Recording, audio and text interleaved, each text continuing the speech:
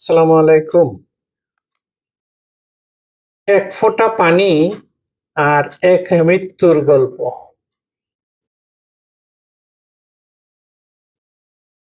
যদি দর্শক,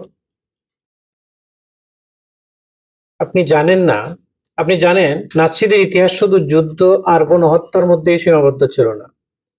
তাদের কিছু শাস্তির পদ্ধতি এতটাই ভয়ঙ্কর আর নির্মম ছিল, যা শুনলে এখনো গায়ে কাটা দেয়।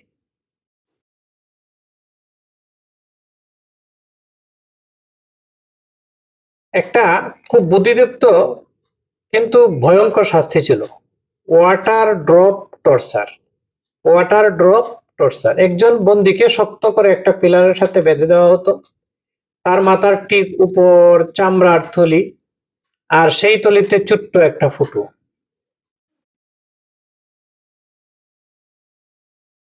টপ টপ পানির শব্দ করে, টপ টপ করে। প্রথমে বন্ধুরা ভাবতো, আরে বাঁচা, বেঁচে গেছি, এক ফোঁটা পানি পড়লে কি বা হবে।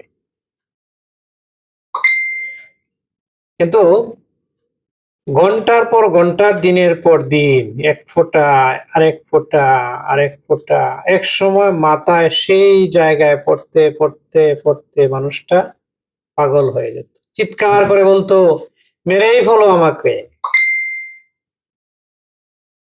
চিৎকার হালকা। বন্ধুরা পাগলের মতো মাথা পিলারের সাথে টোকাতে টোকাতে মৃত্যুবরণ করত। আর আপনি জানেন, আমাদের দৈনন্দিন জীবনে অনেক কিছু এই এক ফোঁটা পানির মতো। সামান্য মনে হতে পারে যে এটা সামান্য বিষয়। প্রতিদিনের সামান্য কোঠা, ছোট্ট তাচ্ছিল্য, অবহেলা, খারাপ ব্যবহার, এগুলো একবার দুইবার বুঝতে পারা যায় না।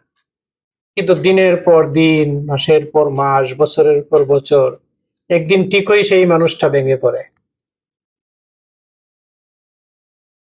প্রতি ফোঁটা পানি যেমন একটা সময় পাহাড় ভেঙে দেয়। একজন একদিন বলছিলেন, আমার পার্টনার সকালে ঘুম থেকে উঠেই হাসি কাশি করে আর বেশি নেই কফ ফেলে। এটা কোনো বড় বিষয় না, কিন্তু প্রতিদিন সেটা আমাকে মানসিকভাবে অসুস্থ করে দিচ্ছে।